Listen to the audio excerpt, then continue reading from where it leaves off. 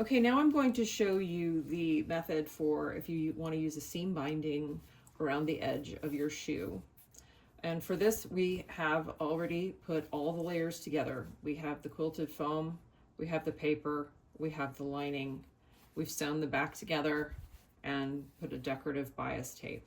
So the next part that you need to do is take your at least a 3/4 inch bias tape size and measure it the length of your shoe, the whole edge, and I always give it a little bit of wiggle room. That off.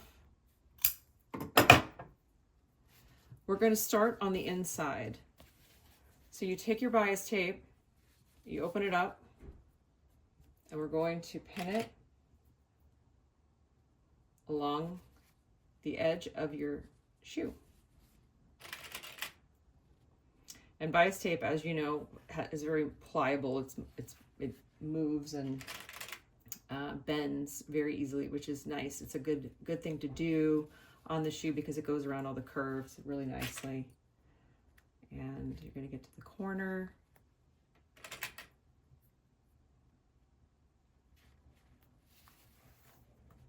And we'll do a little turn here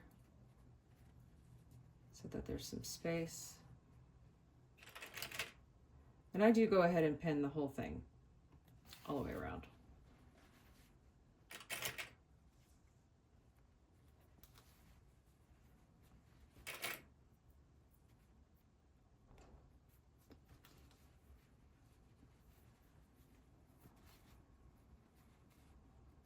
Give it a little wiggle room there to make the corner.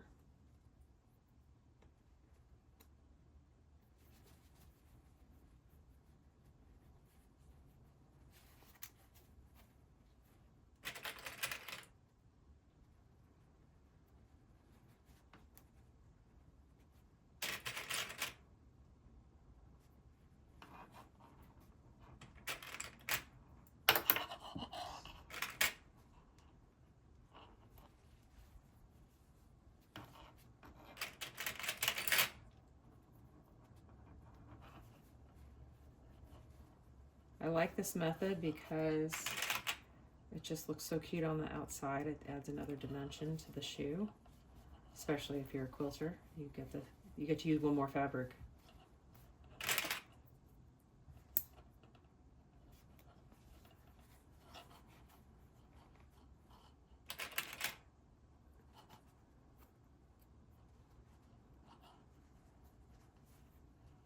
And on the corner, we're going to kind of make sure there's room to turn.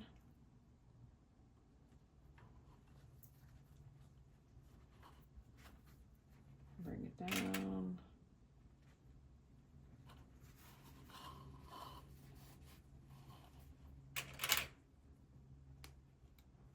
All right, now we're going to go to the sewing machine and we're going to stitch in the ditch of that fold all the way around.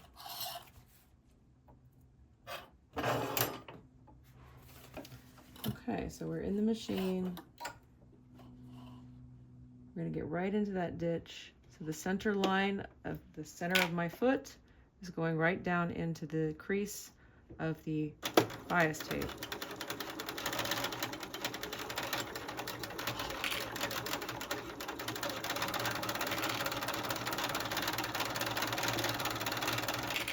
There's the corner. We're going to be extra careful.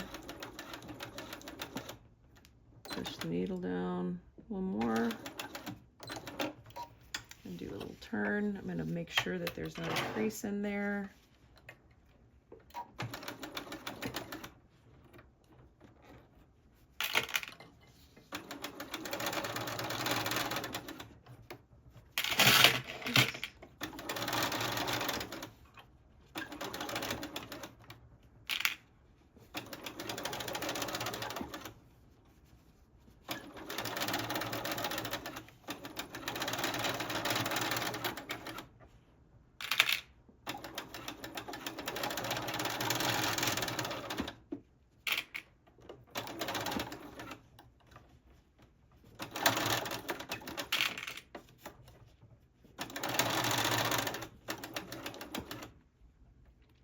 Yeah, I got a little fold there, so I'm going to put the needle down, lift the presser foot up and push that down so that there's not a crease.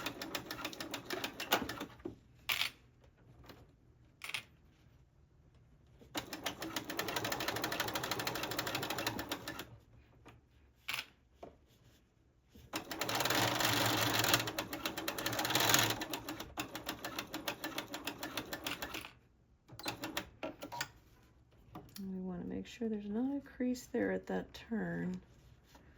So I'm going to kind of go up and down with my needle.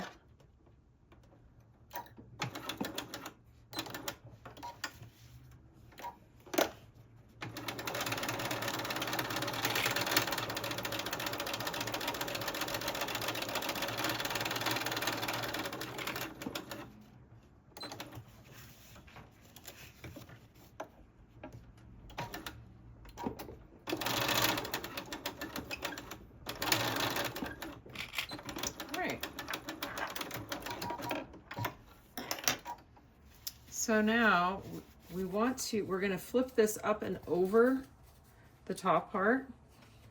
But one thing that makes it a lot easier is to trim that foam down. So we're going to hold our scissors again at an angle. And we're going to go around and just trim that foam a little bit down. Making sure not to get the bias tape on the inside. Trim that corner. You want the foam to lose some of its volume in that. It's a little bit difficult in these corners. So it's thick.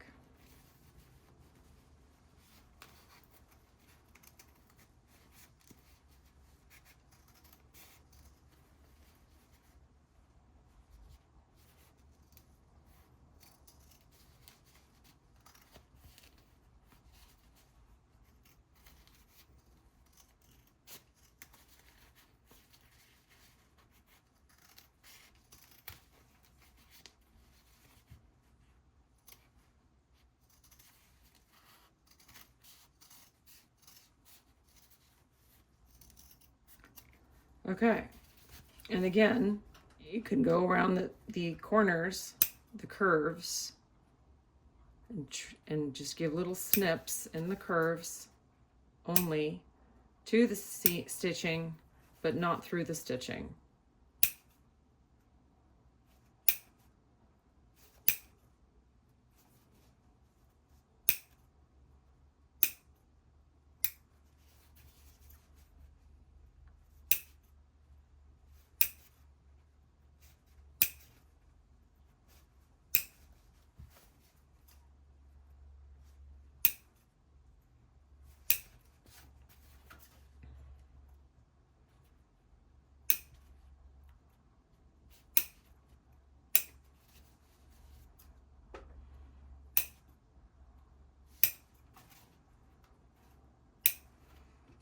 All right,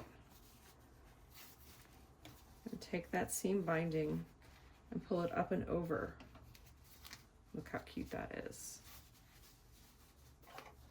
And I do like to go to my iron and just to give it a little press, and then I re-pin it or clip it with all the clips before I stitch it back down on the front side.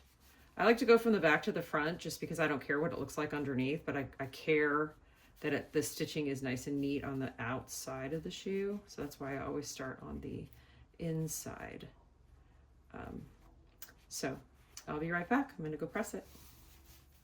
So we're back at the machine. I pressed the seam binding up and over and pinned it in its place. We're just gonna slowly go around and sew it right inside the seam binding. Doesn't sound very good, does it? On the shoe itself.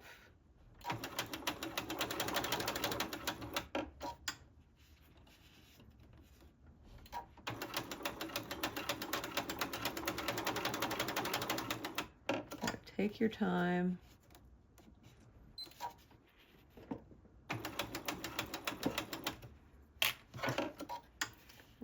wants to roll over more.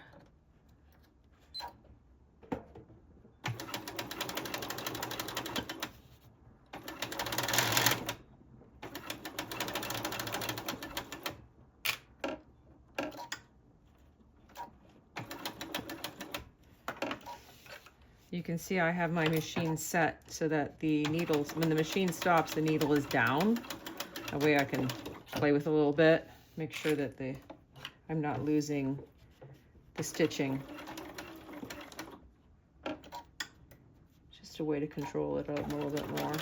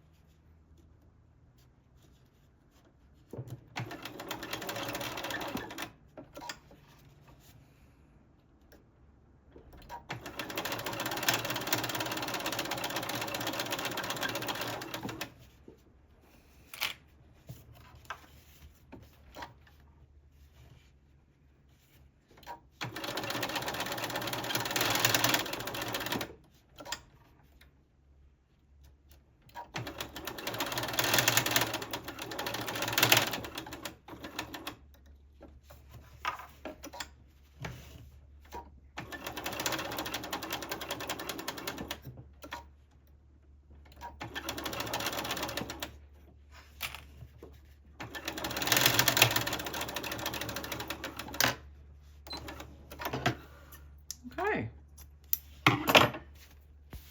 Doesn't that look cute?